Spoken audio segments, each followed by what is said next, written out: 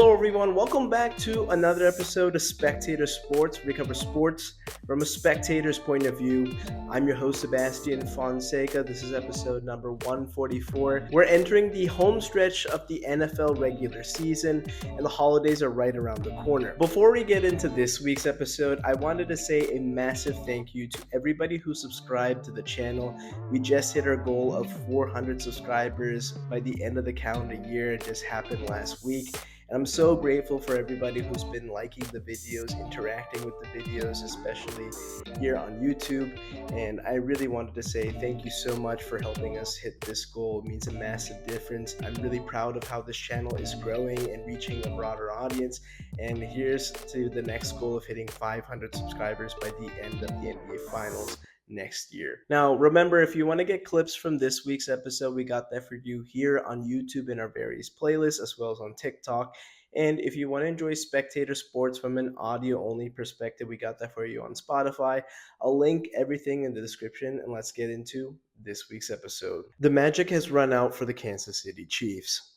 With their elimination from playoff contention, the Chiefs dynasty is over.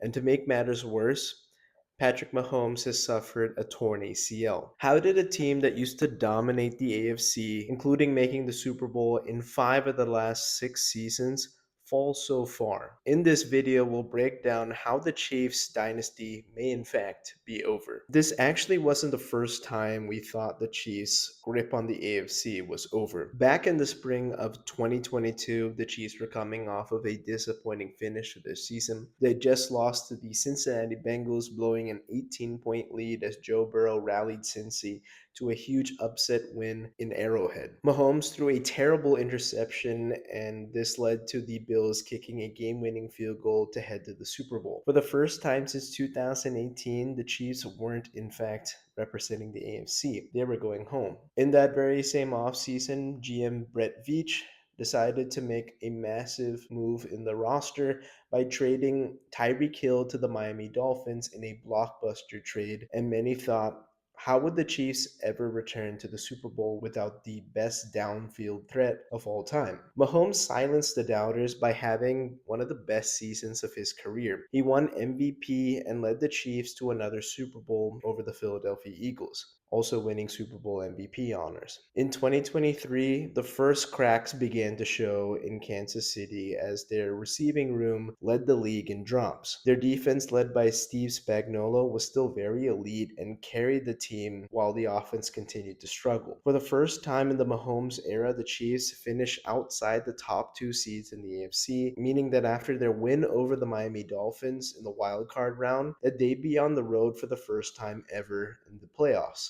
Mahomes did just enough to lead the Chiefs in a road win against the Buffalo Bills at Orchard Park and later against the Baltimore Ravens. This led to the Chiefs returning to the Super Bowl to face a familiar foe in the San Francisco 49ers, whom Mahomes beat to win his first ever Super Bowl. The game was a microcosm of the Chiefs' season. Their offense struggled while their defense kept them in the game. Eventually, Mahomes led the Chiefs down the field and delivered a strike to Mecole Hardman as the Chiefs became the first team to go back-to-back in 20 years. This brings us to 2024. Dynasty talks were brought up in pursuit of the NFL's first ever three-peat. In the Super Bowl era, no team has ever won 3 in a row, and their best finish was making their respective conference championship game. But the Chiefs were poised to return to the Super Bowl and finish it off. They finished the year 15-2 with their 2 losses coming against Josh Allen and the Bills, and a meaningless loss to the Denver Broncos when they sat out their starters. Despite the record, the Chiefs weren't exactly dominating, as their average margin of victory was just 7 points and were an unprecedented 12-0 in one-possession games. The season was full of crazy situations that made fans wonder,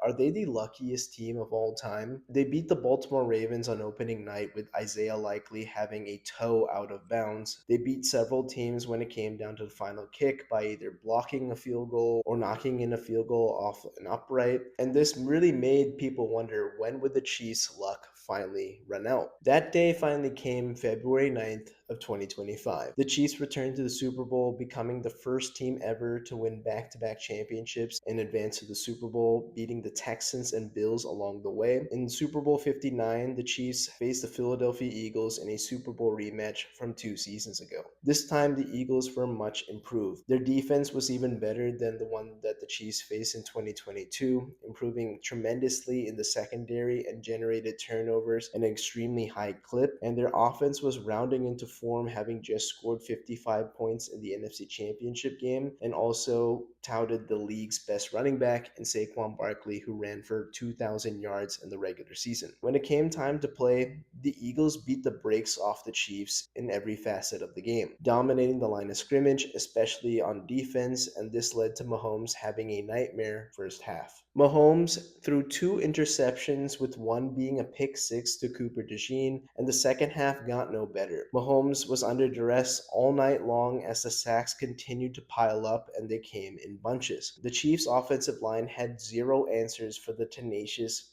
Eagles' defensive line as they sacked Mahomes 6 times, a career high. Every time Mahomes stepped back to pass, there was always an Eagles defender in his face. On top of it, the receivers weren't getting a single ounce of separation, including the future Hall of Fame tight end Travis Kelce, who looked completely out of sorts and dropping a key pass in the first half and didn't come up with a single catch until late in the third quarter. The Eagles held a 34-0 lead and eventually won 40-22, as this was mainly due to the Eagles taking several of their starters off the field as the Chiefs piled on a few garbage time touchdowns toward the final minutes. Philly exposed all of the Chiefs' weaknesses and humiliated Kansas City in front of the entire world as they were trying to make NFL history. The 2025 season has been a nightmare from the start, and it all began in Sao Paulo, Brazil, as the Chiefs lost to the Los Angeles Chargers and then later lost to the Philadelphia Eagles in a Super Bowl rematch to start 0-2 for the first time in the Patrick Mahomes era. Things momentarily got back on track as the Chiefs began to pile up some wins, and they were entering November with a 5-3 record. Since then, they have lost 5 out of their next 6 games, with the latest being a loss on Sunday Night Football to the Houston Texans. The Texans manhandled the Chiefs' offensive line, leading to Mahomes to have one of the worst performances of his career. 3 picks and a career-low passer rating of just 19.8, as the Chiefs dropped to 6-7. The Chiefs entered Week 15 facing a scenario where they could be eliminated from playoff contention. The Chargers didn't pull any punches, rallying from a 10-point deficit where Justin Herbert, 2 games removed from breaking a bone in his left hand, led a masterful 2-minute drill, including several laser passes to get Los Angeles into the end zone and seizing momentum before halftime. In the second half, the Chargers defense shut out the Chiefs while kicking 2 field goals of their own to take the lead midway through the fourth quarter. The Chargers also did a great job in holding off the Chiefs' comeback effort as they knocked the defending AFC champions out of the playoffs for the first time since 2014. Remarkably, getting eliminated wasn't the worst outcome for the Kansas City Chiefs that afternoon. Entering Sunday's matchup, Mahomes already had a bad left knee, but it wasn't something that was going to keep him out of the lineup, especially with the Chiefs' season hanging in the balance. Towards the end of the game, Mahomes was driving the Chiefs into field goal range to tie up the game. Against a fierce Chargers pass rush, Mahomes was trying to escape pressure, running out to the right side, but went down awkwardly on his left knee. Mahomes held onto his knee and later hobbled off the field and never returned. Gardner Minshew would enter the game to try and keep the Chiefs' season alive, but threw a game-ending interception to Derwin James, and just like that, the Chiefs' season was over. Initial tests and later an MRI confirmed the Chiefs' worst nightmare, that Mahomes did in fact tear his ACL but also his LCL, which means not only is his season done, but this could also mean that Mahomes may not be able to start opening day next season. Typically, a torn ACL is around a 9 to 12 month recovery. The injury occurred on December 14th, which puts the earliest return date right around the season opener for the 2026 season. As an Eagles fan, I've been down this road before with Carson Wentz. In 2017, Wentz tore his ACL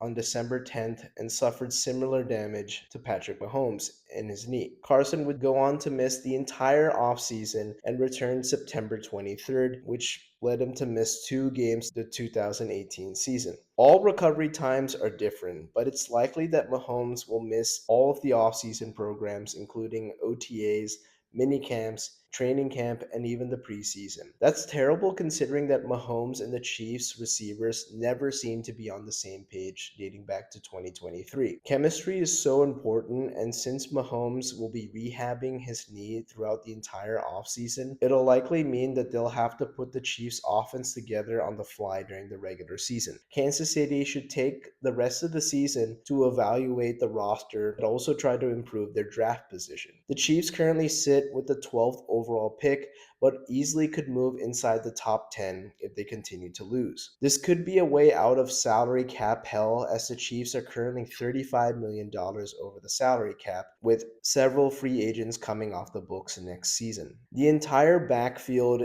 are all free agents, and then all their receivers except Rashid Rice and Xavier Worthy are also free agents. Travis Kelce will likely retire at the end of the season, and this means there's an opening at tight end as well. The 2026 draft is slated to be a meat and potatoes draft. While it may lack top tier quarterback talent, which obviously the Chiefs don't need, it's full of talented players, including edge rushers, defensive tackles, offensive tackles, cornerbacks, and even wide receivers. And this could allow the Chiefs to get elite talent on cheap rookie scale contracts. Last offseason, they did address offensive line, but they did suffer numerous injuries across the board. And it got so bad in 2025 that Kansas City was sending out practice squad linemen to protect Patrick Mahomes. Mahomes did take a lot of hits against the Houston Texans and also 5 sacks against the Los Angeles Chargers. The Chiefs need to continue to protect their franchise quarterback by investing in the trenches, and I think particularly their weakness is at left guard. Now, in the 2025 NFL Draft, I think they did a good job by selecting Josh Simmons, who was arguably the best tackle in the draft before suffering an injury with Ohio State. When he did suit up for his rookie year, I thought Josh Simmons did a pretty solid job in protecting Mahomes' blindside. But then he suffered a season ending wrist injury, and this led to the Chiefs sending the aforementioned practice squad members to protect him to start in his place. The Chiefs have to consider an emphasis in the run game as well, and I would think it would be wise to take a running back on day 2, especially, and even another wide receiver to fill in the void with Travis Kelce's impending retirement. Rashid Rice has been solid but unreliable with off the field issues. And this season in particular, he's had a huge case of the drops ever since returning from suspension. Xavier Worthy has had flashes in the pan, but seriously needs to develop in year 3 to stick out as more than just a gadget player. Defensively,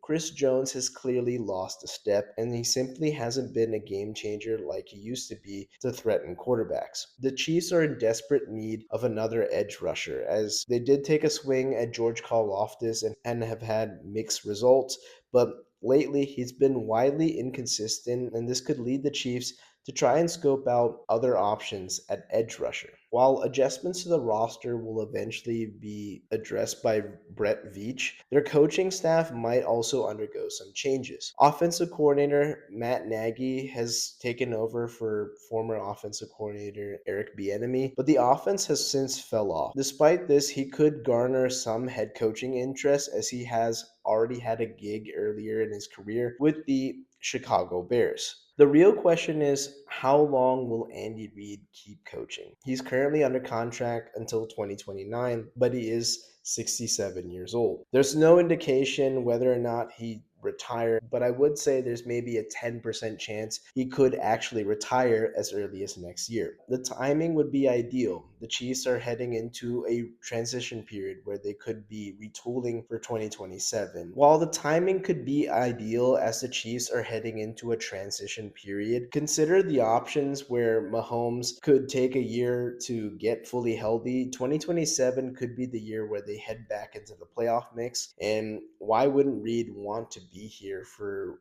Patrick Mahomes' second act of his career. Like the Patriots, the Chiefs have taken advantage of an extremely weak division to bolster their record throughout the years as they continue to rack up 5 to 6 wins just from their division alone. But within the last 2 seasons, the division has gotten far more competitive, and even the conference as a whole has seemingly caught up to the Kansas City Chiefs as we've seen the revivals of the Denver Broncos and the New England Patriots. Additionally, the Chargers and the Texans have become strong foes within the conference and division to give the Chiefs more competition. But let's also not act like the Chiefs have had some unprecedented luck during their time atop the AFC. They've gotten the benefit of numerous calls, lucky bounces, and even coin tosses going their way. Just last season, the Chiefs were 12 and 0 in one possession games, but this year they have fallen to 1 and 7.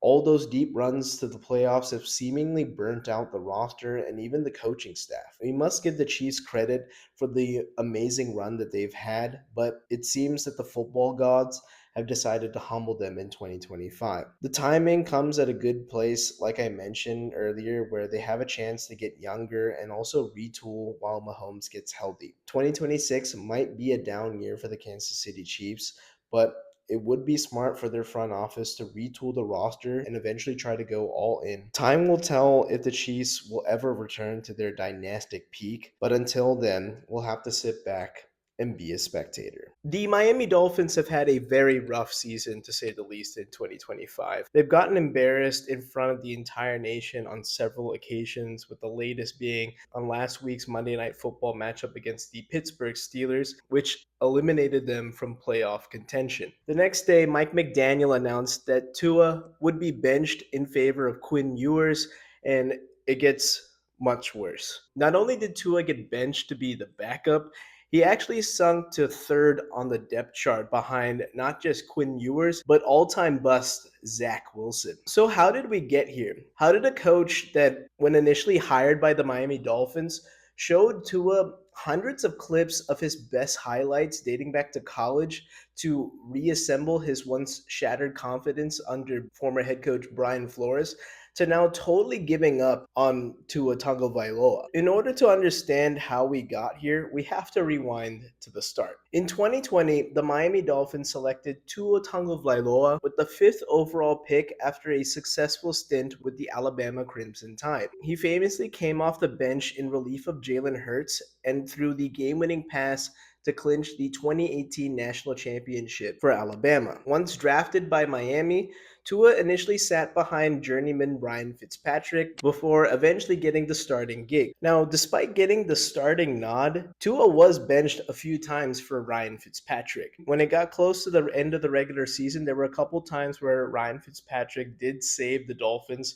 from the brink of elimination. But in the regular season finale against a Buffalo Bills team that had nothing to play for, Tua had a chance for a win and in scenario for the Miami Dolphins. But instead, Tua throws 3 interceptions in the game where the Bills sat most of their starters after halftime, and this began a rift with head coach Brian Flores, who didn't want Tua to begin with, as he was a big fan of Justin Herbert coming out of Oregon. In 2021, once the Dolphins failed to make the playoffs again, ownership decided to go in a different direction and move on from Brian Flores and hired Mike McDaniel. McDaniel and Tua immediately clicked, where the former praised Tua from the start, rebuilding Tua's once shattered confidence. And in 2022, the Dolphins started 3-0, but then Tua missed time due to a couple nasty concussions. In total, he missed 4 games in that season, and the Miami Dolphins made the postseason, but Tua couldn't suit up for the Dolphins' loss to the Buffalo Bills. Despite some concerns with his health, Tua still played well when he did suit up. He passed for 25 touchdowns to just 8 interceptions. In 2023, the Dolphins' offense rose to new heights and posted 70 points against the Denver Broncos, where Tua finished the season leading the league in passing, starting all 17 games. The former GM Chris Greer signed Tua to a 4-year contract extension worth $212 million. This decision would prove to be a massive mistake. In 2025, Tua had a nightmare start to the year, throwing 2 interceptions and losing a fumble to the Indianapolis Colts to start off the season. And then his former teammate, Xavier Howard, had a damning quote saying that once you take away Tua's first read, it's like panic mode. And that's exactly what happened in that game. Xavier Howard hit the nail right on the head. And we've been stating this a few times here on this podcast. Tua is a quarterback who's built his game based on anticipatory passes. When the first read isn't there, it is quote unquote panic mode, just like Xavier Howard said. And Tua's biggest weakness since entering the NFL has been diagnosing the coverages post snap. Sometimes when the defensive coordinator will present a certain look when it's actually something totally different, and this leads to chaos post snap, which has led to Tua committing several turnovers along the way. After a loss to the Chargers, where Tua threw 3 interceptions, Tua still had the audacity to call out his teammates. The preface of this, which we talked about before, was teammates weren't showing up to meetings outside of normal practice hours. And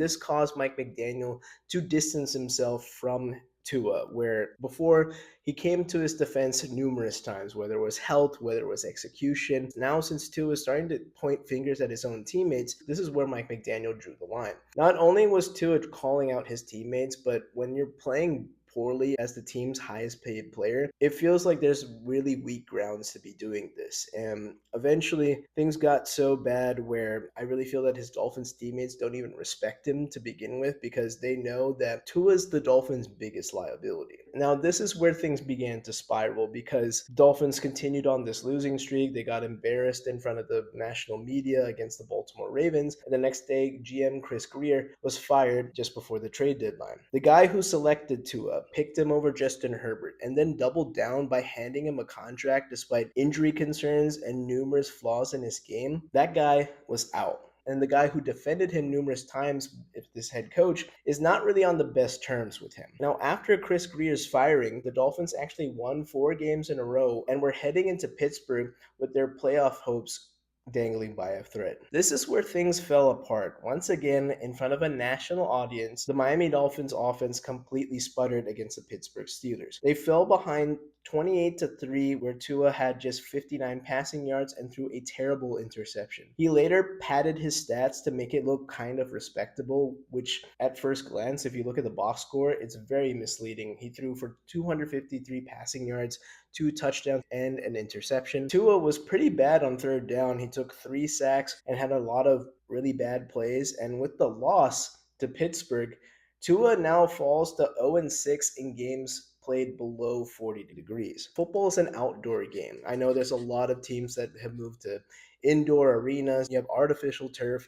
But we're heading into January. This is where some teams have the coldest temperatures. You're playing outdoors in the elements. You have a quarterback that is a complete liability when it gets cold. It's one thing to struggle in snow or rainy conditions, but 40 degrees, when you think about it as a football player, it's really not that cold. Most of the Northeast and the Midwest at this point, you're lucky to get a high in the 40s at this point. And like we saw against Pittsburgh, it gets pretty bad for Tua. This is a narrative that has followed Tua throughout his entire career. It's understood that he grew up in Hawaii. It's a tropical climate. And then he later went to Alabama. So always played in the South in warmer climates. Worked out great since he got drafted to the Miami Dolphins. But terrible conditions, especially for throwing the football. And for whatever reason, Tua has simply shrunk in those moments. And that is something that you can't have as your signal caller. And we've seen that throughout his entire career, and I don't think it's something that's going to magically improve, even if he is on another team. Now, after the loss, the next day, the move was made, and Tua was demoted to third string quarterback behind a 7th-round pick and an all-time bust in Zach Wilson. At this point, it's pretty clear that Mike McDaniel is done with Tua because he's had to scheme up an offense that takes the ball out of the team's highest paid player. Basically saying,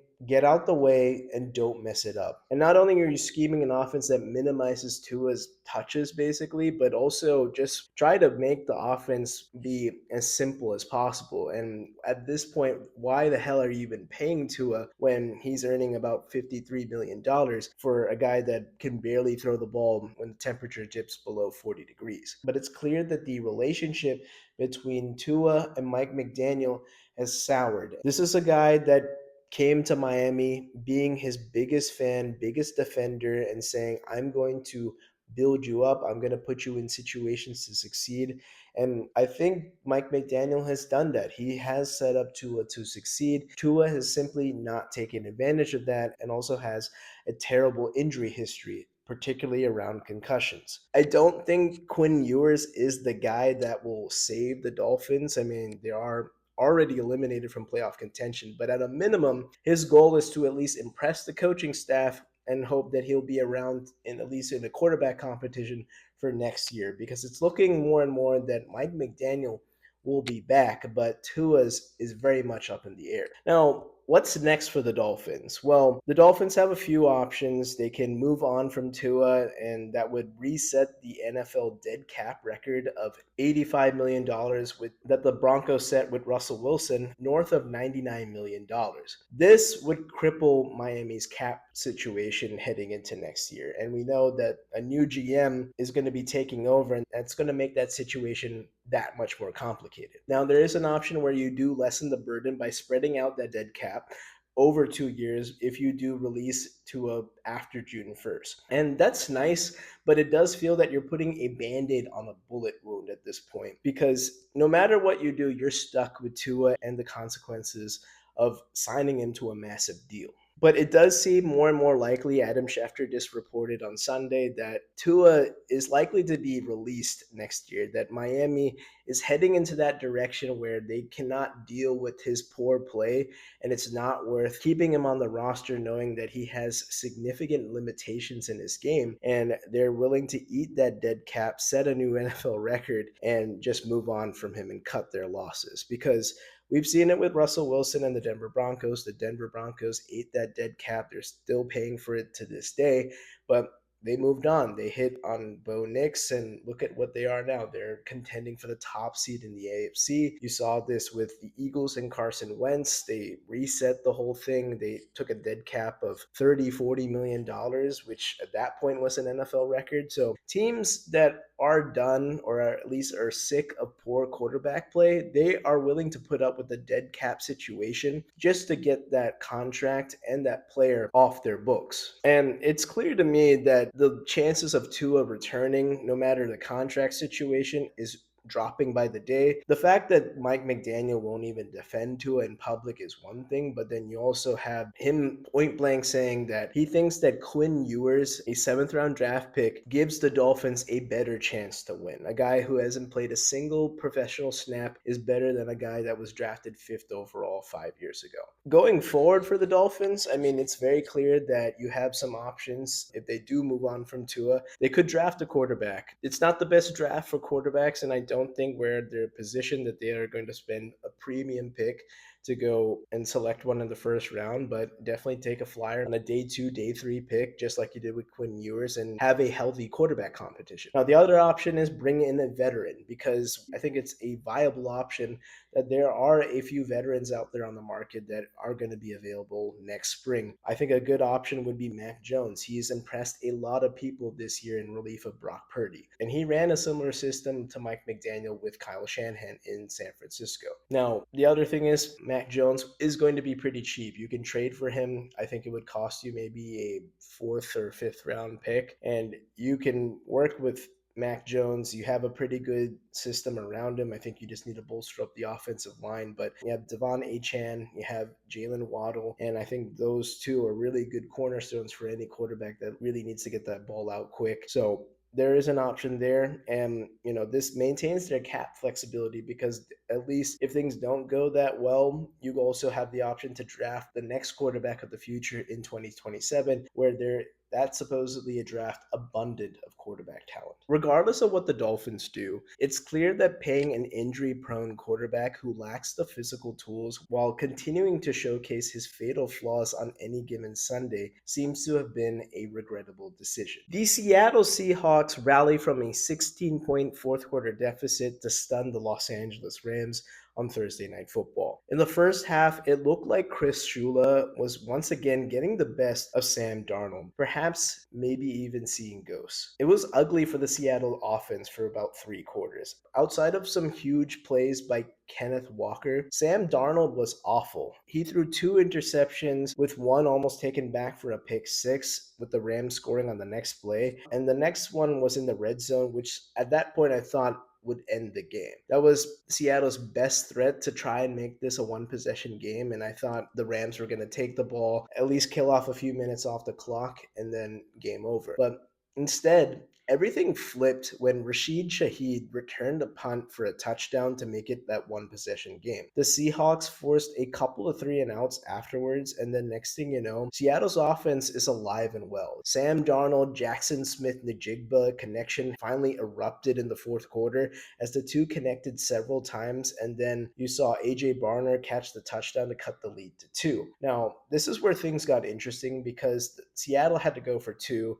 to tie up this game. They were benefactors of some huge luck here as they accidentally converted a 2-point conversion. Initially, after the play, we thought it was just a simple incomplete pass. LA keeps their 2-point lead. But upon further replay, the pass was ever so slightly backward that despite the deflection, it was still a live ball that was in fact recovered by Seattle to convert 2 points. And next thing we know, it's a tie game. Now, despite blowing a 16-point lead, the Rams still were able to get back on track after sputtering towards the end of the fourth quarter as they scored on their opening possession of overtime. We saw Stafford dice up Seattle's banged-up secondary, and he found Puka Nacua for the go-ahead score. At this point, Puka was torching the Seahawks defense, and he had a career high of over 200 yards receiving and 2 touchdowns. When Seattle got the ball back, Darnold found JSN once again for a huge 17-yard gain. But the big play of this game was former Ram Cooper Kupp coming up with a huge sideline toe tapper to redeem himself for an early turnover in the red zone. In the first half, Cooper Kupp caught a slant pattern and he easily could have set up Seattle in the red zone and could have scored, but instead he coughs up the ball and the Seattle Seahawks offense comes up empty before halftime. This time, he runs a great route, gets some separation, and does a great job of keeping his feet in bounds and sets up Seattle inside the 20. Eventually, Darnold found JSN for the score, but remember, Seattle wasn't done yet. A tie here doesn't do Seattle any favors because dating back to their loss back in November, LA would still have the tiebreaker for control of the NFC West and therefore the number 1 seed in the NFC. Seattle decided to go for the win, and they drew up a great play, but everybody was covered. But somehow, Eric Saubert leaked out and caught the easy flip for the game-winning 2-point conversion. The Seahawks now controlled their own destiny as they have a chance to clinch home field advantage and have the entire NFC playoff field come through Seattle. I love this for the Seahawks, who overcame a ton of adversity to get this win, namely Sam Darnold, who was criticized and getting showered with boo birds by Seahawks fans in particular. But after struggling for 3 quarters, he locked in the fourth quarter for one of the clutchest quarters of his entire life. And remember, this is coming off of a bad performance just earlier this year where he threw 4 interceptions against this very same Chris Shula defense. And remember the big game last year when he was with the Minnesota Vikings, where he endured 9 sacks, threw an interception, and lost a fumble that turned into a scoop and score. Sam has had issues with this Rams defense, and they were still posing a lot of problems in this very game, but he was able to ride it out, eventually lead the Seahawks for the win. I also wanted to say how crucial that trade for Rashid Shaheed was, because this trade is immediately proving to be an immediate impact, because we know that Shaheed is a deep threat, but right now his impact mainly has been on special teams. Just go back a couple weeks ago when Seattle's offense was kind of stuck in the mud against Atlanta. They were on the road and they still needed to win to keep pace with LA, and they were stuck in a 6-6 game heading into halftime. Shaheed takes the second half kickoff for a touchdown, and then the game flips on its head. The Seahawks romp the Falcons, and they never looked back. In this very game, Seattle needed some juice. What Shaheed does, he takes back a punt return for a touchdown and gets the Seahawks back into this game. For the Rams, this was a game full of missed opportunities, and much like their other losses this year, the Rams shot themselves in the foot. Whether it was coming up empty in the red zone early in the first half or going 3-and-out after that red zone interception off of Sam Darnold, they failed to kill the clock despite being up 16 points. And with these short drives, Seattle was able to get back into the game. Plus, when you factor in the Rashid Shaheed punt return for a touchdown, it kind of encapsulated a really bad day for special teams because Harrison Mevis had a chance to win this game for the Rams. He was set up with a 48-yard kick, and I understand it's outdoor conditions, but under 50 yards in today's NFL, when kickers are booming kicks all the way to the back of the net for 60-yard kicks, you got to make this 48-yarder, and Mevis pushed it wide right, and that still kept Seattle alive. And as a result of these few gaffes, plus you think about the issues on special teams throughout this entire year for the Rams. We think about the loss of the Eagles where they blocked 2 field goals to win that game. Against the 49ers, they botched an extra point, and they've had a couple of kickers in this room. Sean McVay decided after this game to fire Chase Blackburn, the special teams head coach. Hopefully something can change heading into the final frames of this season, but I would say that the Rams are definitely vulnerable in that special teams component there. It's very similar to Kyle Shanahan. You have these offensive minded coaches, which are great, and they make a lot of great in game decisions. But when it comes down to the nitty gritty thing, the small things, which include special teams, I do find that these coaches do mess up in these situations. And just like I was saying, a lot of these losses have similar mistakes. We see big mistakes at critical junctures, and that's kind of followed this Rams team all season long. Because if you go back to that game against the Carolina Panthers, Stafford had one of his worst games of the year. He had 3 turnovers in that game. And the Rams don't make a lot of mistakes, but it does feel that when they lose, these mistakes do come in bunches. So that's something to look out because now the Rams have to hope the Seahawks drop one of their 2 final games while winning out themselves to hopefully reclaim control of the NFC West and home field advantage in the NFC playoffs. Despite trailing 10-7 at halftime, the Eagles rallied to score 22 straight points to become the first team in over 20 years to win the NFC East in back-to-back seasons. This division has set the NFL record for the longest drought of back-to-back winners, and it shows the parity in this very division. The NFC East is historically one of the oldest divisions in football and sets the standards of being the best in the NFL. This division not only has all 4 teams winning Super Bowls, but with the Eagles' recent win just 10 months ago, the NFC East is the only division in NFL history to have all 4 teams winning multiple Super Bowls. No matter how good a team looks on paper, either poor play or injuries, these factors have prevented teams from going back to back in this division for over 2 decades. But that streak was broken last Saturday by the Eagles. Now, going back to the game, the Eagles' offense certainly seems to be picking up over the last 3 games. After a 3-game slide derailing their 8-2 start, the Eagles blew out 2 weaker teams in the Vegas Raiders and the Washington Commanders. Even in a sloppy loss of the LA Chargers, where Jalen Hurts threw a career-high 4 interceptions and lost a fumble, the offense was still moving better than it had all year long. A lot of concepts have translated to the Raiders game and now against the Commanders. Jalen has returned to playing clean football and being an efficient passer of the football. The biggest thing over the last 3 weeks has been Saquon's resurgence. To say he and the running game has struggled this year would be an understatement. And I'm still not going to blame Saquon here because we all know that the Eagles' offensive line has underperformed all year long. Nonetheless, the Eagles' ground game suddenly looks to be back on track as they have been averaging nearly 175 yards a game, with Saquon averaging over 110 yards a game. In this game against Washington, I really feel that Kevin Patullo called a pretty good game. There were some really good concepts here with Saquon, and the fact that he stuck with Saquon, because there's been times where they abandoned the run due to its ineffectiveness. But over the last 3 weeks, the running numbers haven't been great except for a couple big gains. We saw one against the Chargers and one here against Commanders. He's stuck with it, and It's boosted his averages. Saquon is back to over 1,000 yards rushing for the year. And in this game against the Commanders, I thought he really did a good job in wearing down the Commanders and bringing the physicality to them. And to get into some specifics on how Saquon has dominated the Commanders over the last 2 seasons, in just 4 matchups, Saquon has 546 rushing yards, which is an average of over 136 rushing yards per game. And he's had 8 touchdowns in these 4 matchups, which is absolutely insane. We knew about the 2 games last year against the Commanders in the regular season, capped off by literally housing the first carry in the NFC Championship game. But it's very clear that Saquon owns the Washington Commanders, especially since he joined the Philadelphia Eagles last year. My real concern coming out of this game is the kicking game. Jake the Make Elliott is looking like Missy Elliott. Over the last few weeks, I've seen a really troubling trend of missed kicks all hooking left. It started to pop up last year, and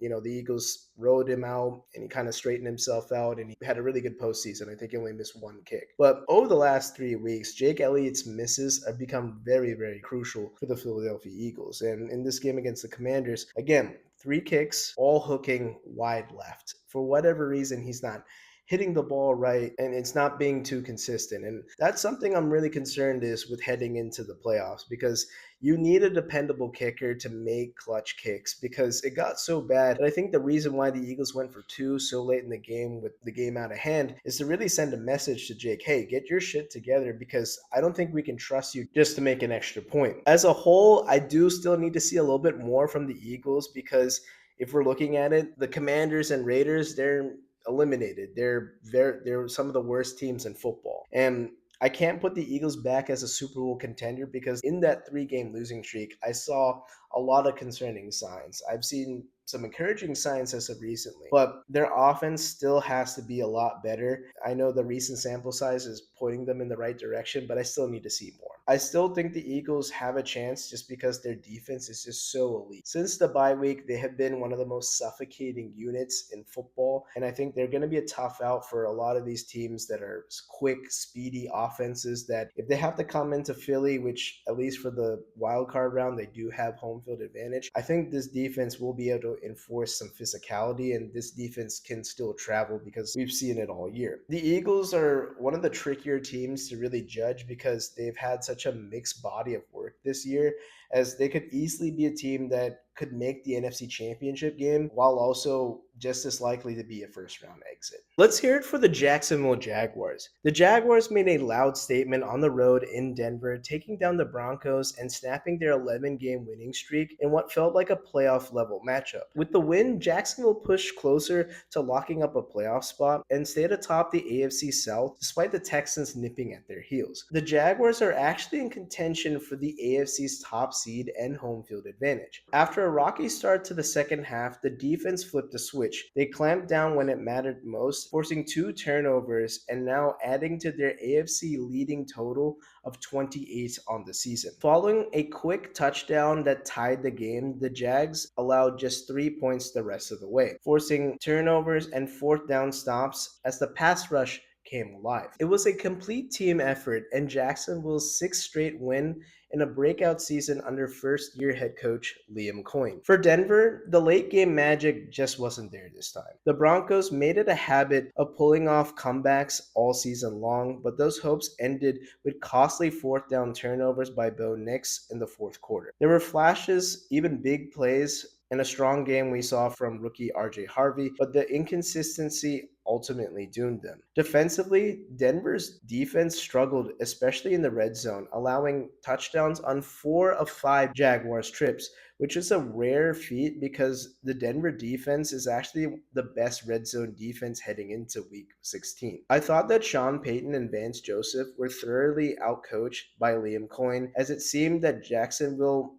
was always one step ahead of Denver all afternoon. Losing this game not only hurts their chances at the AFC West, but also the AFC's top seed, especially with wins by the Chargers and Patriots on Sunday. At the center of it all is Trevor Lawrence, who delivered one of the most impressive performances of the season and his career. After an uneven start, Lawrence caught fire, leading scoring drives on 6 of 7 possessions, turning a one-score deficit into a commanding 17-point lead. He stood tall against pressure from a vaunted Denver defense and threw 3 touchdown passes and added a rushing score, while also making several highlight throws, including a gorgeous back shoulder throw and a season-long 61-yard strike. In the last 4 games, Trevor Lawrence hasn't had a single turnover while also contributing to 14 total touchdowns. And it seems that Trevor Lawrence might finally be living up to his potential from his Clemson days, as he looked confident, aggressive, and in full control,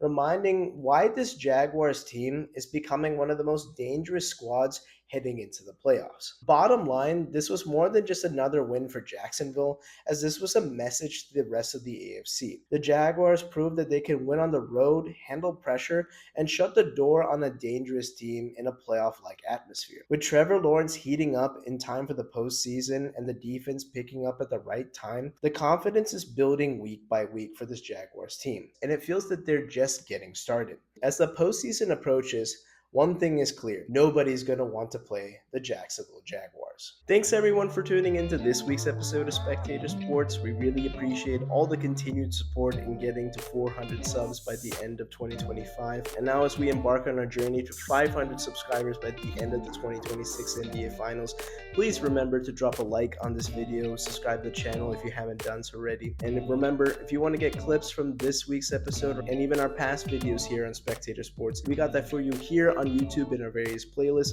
as well as on TikTok. Plus, if you want to enjoy Spectator Sports from an audio-only perspective, we got that for you on Spotify. I'll link everything in the description. Shout out to Joey for editing this podcast. Happy holidays to everybody, and I'll catch you all on the next one. Take care, everybody.